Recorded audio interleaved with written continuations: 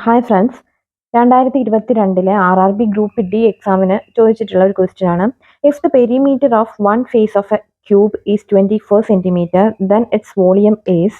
ഒരു ക്യൂബിന്റെ ഒരു ഫേസ് എന്ന് പറയുന്നത് ഒരു സ്ക്വയർ ഷേപ്പ് ആയിരിക്കും അല്ലെ. സ്ക്വയർ ഷേപ്പിലുള്ള ആ ഒരു ഫേസിന്റെ പെരിമീറ്റർ, അതായത് ചുറ്റളവ് എന്ന് പറയുന്നത്, പെരിമീറ്റർ അഥവാ ചുറ്റളവ് എന്ന് പറയുന്നത് 24 ഒരു സ്ക്വയറിന്റെ ചുറ്റളവ് എന്ന് പറയുന്നത് 4a ആണ്. 4a equal to 24 centimetre. അപ്പോൾ അതിന്റെ ഒരു വശം എന്ന് പറയുന്നത് 24/4 ഈക്വൽ ടു 6 ആയിരിക്കും.